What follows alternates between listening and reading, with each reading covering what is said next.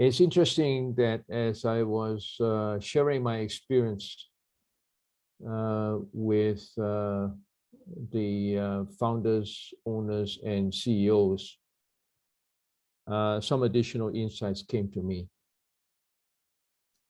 Overall, I think scale up, I learned, is not just about beefing up systems and technology, get more markets, introduce more products, attempt M&A if you cannot achieve that growth organically. Rather, it has more to do with your personal leadership as founders, particularly, and also owners and CEOs. Why do I say that? First of all,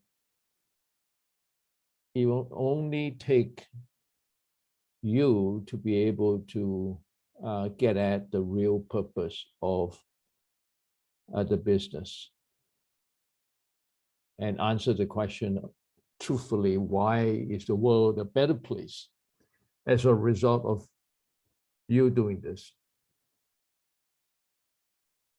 And only you can get at the unique winning formula that includes not just the business model, competitive edge, and so on, but also your secret sauce. And that which you have to keep doing, and only you can uniquely do to produce that magical mix that is a hit in the marketplace.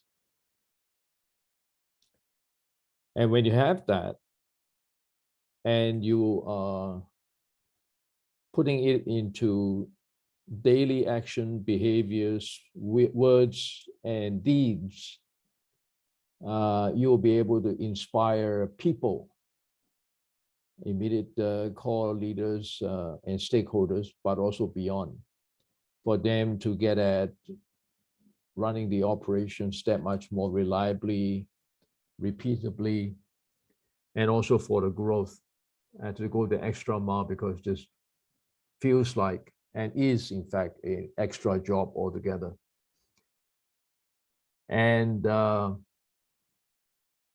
these are also some of the tough calls and sacrifices that you are going to ask people to make, and it will come genuinely from you, because you're the first one who going to personally make more sacrifices than anybody else. And with that purpose, being able to inspire everybody in your organization to go the extra mile, to be that much more consistent, to be constant in your focus on that purpose. It also takes personal leadership to address some of the really difficult challenges in scaling up.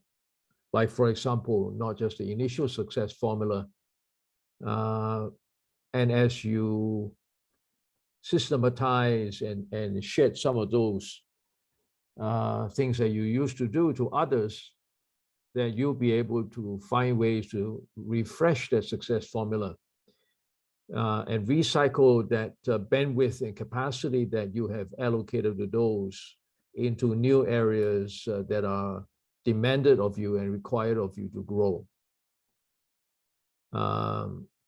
And with your focus on personal leadership, you'll be far better able to judge people in terms of who belongs and who does not belong to your core team now and going forward.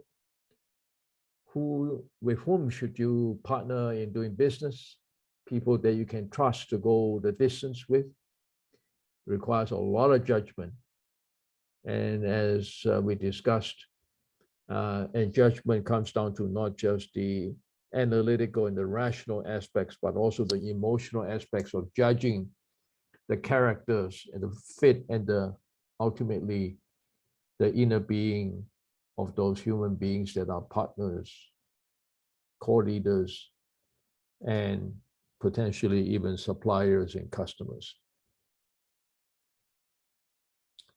And personal leadership ultimately, it also involves evolving yourself, being able to let go of the power and even the pleasures of being able to do a success formula that have affirmed your being, affirm you as a leader, and affirm your success every step of the way. And yet, in the face of the broader purpose and mission, being able to make that sacrifice and evolve yourself by letting go of those things that have brought you pleasure and success, and tempt fate by pushing the frontiers on those tough grounds that nobody else in your organization had ventured. And you're going there because your courage, your conviction, your confidence, and everything you got in your inner being is telling you that that's the right direction to go. You may not know the answers. You may not know how to do it exactly. You may not even know if it works. But you are doing it in service of that noble purpose to which you are called.